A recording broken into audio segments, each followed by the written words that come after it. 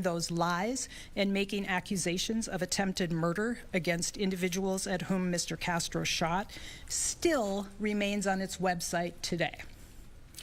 This violence and his lies had a significant impact both on our community broadly and specifically and Mr. Alhornia. A violent crime did occur that night, but it was Mr. Castro who committed it. He shot through the door of a home with many people, including children, inside, while fortunately missing several others. His bullet did struck Mr. Sosa-Celis in the thigh. Mr. Castro is an ICE agent, but his federal badge does not make him immune from state charges for his criminal conduct in Minnesota. I've said it many times, and I'll say it again. There is no such thing as absolute immunity for federal officers who commit crimes in this state or any other. So what's next? We do expect his defense to attempt to remove the case to federal court. Should a judge grant that motion, it would still be prosecuted by our attorneys. Should it end in a conviction, Mr. Castro will be ineligible for a presidential pardon. While Minneapolis was being occupied by federal agents, Mr. Sosa-Celis, who was lawfully here in our community, was shot by an ICE agent who fired at him after he ran into his home, putting numerous lives at risk. We will not rest in our pursuit of accountability for unlawful actions committed by federal agents in Minnesota. We, along with our partners at the Bureau of Criminal Apprehension and the Minnesota Attorney General's Office, have thoroughly the incident. We followed the facts, collected and preserved evidence, and have analyzed the law thoroughly. Those actions have led us to today's decision. These are appropriate charges, and we are fully prepared for what comes next. Thank you. Now I will turn it over to Attorney General Ellison, and then we'll take questions.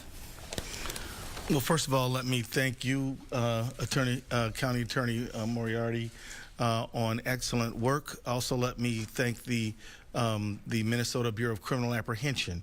Worked very hard on this.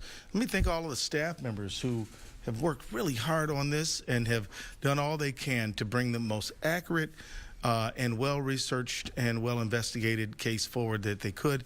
All of them have done well by the people of the state of Minnesota. Now, the state of Minnesota and in every county in the state of Minnesota has a duty, obligation, and certainly a right to provide public safety. And what does that mean? It means investigating offenses, violations of law, and it means holding people accountable when those laws are violated through the prosecutorial process. This is entirely appropriate. It's the right thing to do. And American jurisprudence has recognized for a long time that there is no absolute immunity, as the county attorney said, when a federal agent violates the criminal laws of a state. And so today, this is an expression of that accountability, our effort to bring forward meaningful accountability and protection for the people of this state. I continue to hope that the federal government will, that the law is followed and that it is vindicated. And I'll continue to hold that hope out because I believe that in the best of us. But I will say that at this moment, we're still hoping for that. And right there, I'll just say thank you, and that's all we want to say. Ernesto. Mayor, thanks for your time and for this information. Can you walk us through how your office and your team was able to ascertain the identity of the agent? This has been a big stumbling block all along. And then, now that he has been charged, what follows in terms of getting him into custody? I've noticed that the agent your office charged back in April is still a fugitive. Do you expect that there will be some mechanism to get him arrested and arraigned? So I'll answer the second question first, which is what mechanism might be out there to get Mr. Castro into custody, or at least here to start the proceedings.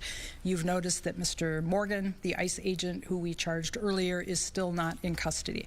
What I can say about Mr. Morgan's case is that we have made substantial progress in getting him here to start that process. Your first question was about how did we identify Mr. Castro. I would say that the BCA did a tremendous job of getting to the scene very quickly, where they heard FBI agents identifying this agent. They also did some follow-up, which allowed us to get corroboration of the agent's name. Did you have any cooperation whatsoever from anybody at the federal level with this investigation? We did not have cooperation of anyone at the federal government to give us any of the evidence that we have. We still don't have any evidence that they might have collected. Do you have an update on the immigration status? I know that there was attempts to deport Mr. Sosa-Celis and the cooperating, the witnesses, the women, as well as the man that they were chasing on the way there. Where does all that stand? Well, the question was about apparently the federal government tried to deport Mr. Sosa-Celis and the women that were involved and Mr. El Hornio. What I want to say very clearly is that they were here lawfully. They were here lawfully, and this was a case of mistaken identity. ICE chased Mr. El Hornio when he was working for DoorDash. He was not the person that they thought he was, and I'm just going to emphasize again, they were both here lawfully. Do you have any idea where this agent is right now, and how confident are you that he'll cooperate and you'll ultimately be able to hold him accountable? The question is, do we have any idea where the ICE agent is right now? No. There are also mechanisms out there to find him, and I feel pretty confident that we will get him in here to start this process. Was he one of the local, was he from the Twin Cities area, or was he somebody who's working here temporarily? Our best information is that he was not from the local area. Regarding the video that proved that they were lying, Yes. it was kind of like a rare time that the federal authorities, Todd Lyons, admitted wrongdoing by publicly stating that they had lied. Can you speak to the importance of the video that captured what went on in that front yard? Well, the question was about the video of the front yard. So when various people, including the people in the house, called 911, the Minneapolis police were able, there was a camera there on that corner, and they were able to turn the camera to capture what happened in the front yard.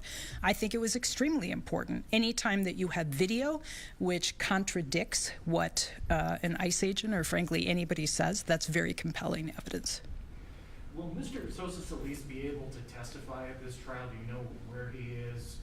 And if so, and assuming it does go to trial, would his testimony be critical for your case as the prosecution? Question is about Mr. Sosa-Celis. Would he be able to testify? How critical is his testimony? I'll only say that we have had extensive contact with him, as has the BCA, and I'll just leave it at that. Jeff, do you have a question? Was that not only what happened to Mr. Sosa-Celis, Mr. Lajorna, but that another man was sent to Texas, never charged and held for a number of weeks. The partners were also sent to Texas, I believe, and held for a number of weeks. Can you just talk about, from a law enforcement perspective, some of these federal actions that maybe don't rise to the level of criminal charges but are tied into the behavior that was seen by Minnesotans over the course of Operation Metro Surge? And I don't know, just how you kind of view that element, even if it's not criminal, but as just part of the things that people here went through during that operation. Question was about some of the behavior that many of us, our community, witnessed and actually experienced during Operation Metro Surge. Much of it didn't rise to the level of a criminal offense, but it was still abhorrent conduct which frightened community members. This is one of the reasons why we created the Transparency and Accountability Project, to allow community members to give us information, videos, so that we could interview them and tell their stories. I think some of what we're getting is not criminal in nature. I am also aware that there was some documentation by the Human Rights Watch, and I think we'll hear much more about their report coming up here, and I think Human Rights Watch and other groups like the ACLU and the Attorney General. And I can let the Attorney General speak to that. But filing lawsuits about violations of people's rights that might not rise to the level of criminal activity, but just documenting what happened here to people so that people feel that someone noticed. I mean, one of our investigators was interviewing a person as part of our TAP project, and I happened to run into that woman who burst into tears just at the idea that someone cared about what happened to her, and they were going to document that. And so I think those efforts are critically important. Procedural question, if this does get removed to federal court, so it'll be your prosecutors there, will it be a Minnesota statute that they continue to prosecute, and will the federal judge be in charge of that? Yes, so the question is, if this gets removed to federal court, essentially who will the prosecutors be? And that's a question we've heard quite often, because I've been asked, does that mean that you have to get the U.S. Attorney's Office on board to charge? It does not. So if it was removed to federal court, which is actually, but if it is removed to federal court, it will be our staff, some of whom are behind me, who will be prosecuting the case. It is under state law. Procedural law would be federal law. It would be a federal court or a federal judge, and the jurors would be drawn from a larger area than Hennepin County. Like a federal jury, basically? Yes. But it is our team prosecuting, and I think something incredibly important here is if there is a conviction, Mr. Castro could not be pardoned by the president. Is there a modern precedent for what you're trying to accomplish? Is there a modern precedent for what we're trying to accomplish? I would say there's no modern precedent for what happened to the people here in Minnesota. And so it requires a lot of us to dig in and look at ways to hold people accountable that we probably never thought we would be looking at in our careers. I was just sitting here thinking, watching you two, that you're up for election. You have decided not to run for re-election. This is a slow-moving process. I wonder how you kind of view this in relation to the long road that these cases might take, and sort of, are there any assurances that the people of Minnesota can have that accountability will continue to be sought in the future, whether either or both of you are still or not in office? The question is about the Attorney General is seeking re-election. I am not. Essentially what happens after this, and I should make it clear, we have an agreement with the Attorney General's office, that's the Hennepin County Attorney's Office, entered into an agreement at our request for support, in part because we thought it was important for the people of the state of Minnesota to see its officials working together and trying to get accountability. The fact that that agreement can be revoked by the county attorney's office at any time, I think speaks to the critical nature of who the next county attorney will be. Will that person continue with this work? Because I can guarantee you this work will not be done by the end of my term. So will that person continue with this work? And I'll let the Attorney General speak to the question directed at him. I'll simply say that we are absolutely committed to the final resolution of this matter on the basis of justice. And I want to definitely commend the county attorney who's done a remarkable job on this matter. But she doesn't have to fear that we're not going to carry on. Okay. Yeah, and I'll just say that there's a long line of cases where state authorities have had to hold federal agents accountable for breaking state law.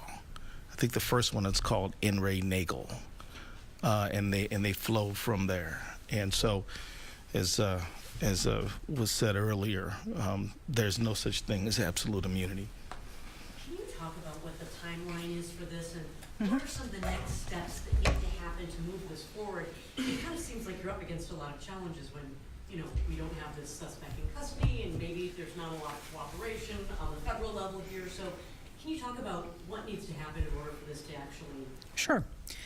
We can't begin the process of prosecution until we have Mr. Castro, not necessarily in custody, but making an appearance here in state court in all likelihood. As I said, in the case of Mr. Morgan, we have made substantial progress in getting him here. So I have great confidence that we will get Mr. Castro here in some way or another to start this process.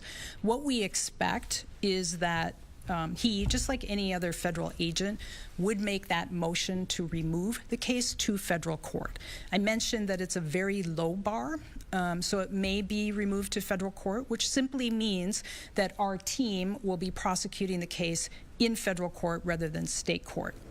To get a little more in the weeds, for those of you who are interested in that, one of the defenses would be what's called supremacy clause immunity. It is not absolute immunity. And it is a defense. It is a defense that a federal agent can raise. It has to be decided by a judge.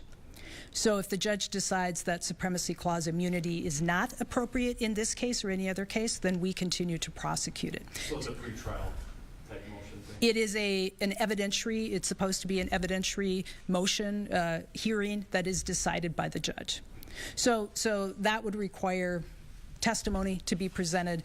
But in many, as the Attorney General said, there are cases out there, but not entirely like this. It's been interesting, and I know the Attorney General and I have talked about this a great deal. You have to look back to probably the American Revolution for a situation where an entity was encroaching on the colonists or the states. They weren't states at the time, but people rose up because of that. We went through a period in the civil rights era where the federal government had to come in to various states to help protect the rights of people in those states, and so they were somewhat heroic in that era. And now we're completely reversed. We were occupied by our federal government, not at our request. In fact, the occupation had nothing to do with crime, which is going down. It had nothing to do with anything that this administration said it had to do. What we saw here in the community inflicted upon our community members was simply unprecedented. So this is a situation where our community is still struggling. I should say that too. I was at a neighborhood association meeting last week where I heard that ICE was staging in this particular neighborhood, and I heard stories of how people who were showing up to help students get to school were followed home by ICE agents and were terrified because people they believed to be ICE agents were driving by their home. This has had a huge impact. They inflicted a huge amount of harm. And, you know, you could talk about it economically, but I don't know how you talk about children who are still afraid to go to school, people who are still afraid to go to their jobs. Even though they may be here illegally, it did not matter. People were profiled during this, and that caused a great deal of harm. It's still here in our community. It will have long-lasting effects. And what we hope to do as an office here is to, in our lane, bring some accountability for unlawful behavior that was inflicted upon our community. Matt? When might you have a charging decision for the other two shootings, Alex Preddy and Renee Good? Question was about a charging decision on Alex Preddy and Renee Good. I think I've been clear all through this process. There are no timelines. We have been thoughtful. We have multiple meetings every week with the federal partners that we're working with in the Attorney General's office. Investigations still continue, and we would not move forward until we feel that it's appropriate to charge or not charge, and we feel confident that we're ready to go. And so I'm not going to put a timeline on it because that would just be artificial, and we don't know. If we decide to bring charges, we'll do that when we feel confident that we're ready to go. Last question. Are you serious enough that he could go to prison if he's convicted? So the question is, second-degree assault with a gun is a 36-month mandatory. And it could be consecutive because it's multiple victims. Thank you. Thank you. Thanks, everybody. Good job, Mary. Yeah, thank you.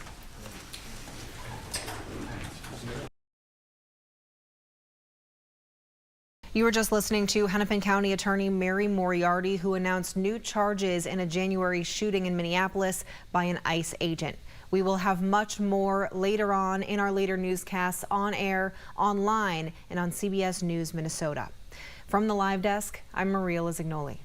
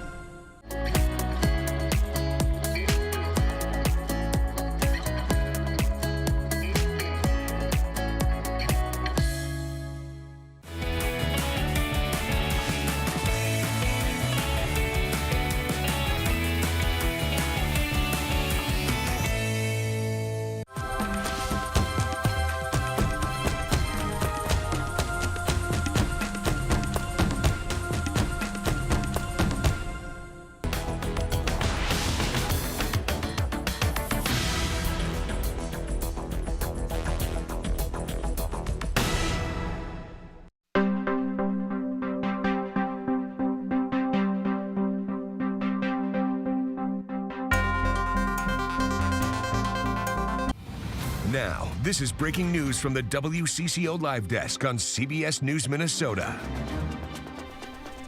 I'm Maria Lizignoli with breaking news. Minneapolis is expected to play host to the 2028 NFL Draft. This is according to multiple reports. Sports Illustrated's Albert Breer first reported the NFL would award the event to Minneapolis. Then ESPN's Adam Schefter later confirmed the report. WCCO has not independently verified the 2028 draft's location. Minnesota Sports and Events, the Vikings, and U.S. Bank Stadium announced in March they were making a bid to host the draft. Dates for the 2028 event have not been announced, but it typically occurs in late April. Minnesota has never hosted the draft before, but if they do host in 2028, it'll complete the NFC North Tour, with Green Bay holding it in 2025, Detroit in 2024, and Chicago multiple times. Organizers said previous drafts have drawn more than 500,000 fans to host cities and generated more than $200 million in economic impact. Minnesota Minnesota lawmakers crossed the finish line at the state capitol just before midnight, and they made some major deals on hospital funding, infrastructure, and fraud prevention. But even with bipartisan agreements in place, the final hours were anything but smooth. Our Barrett Leone joins us live at the Capitol with what lawmakers got done and what they left behind. Barrett.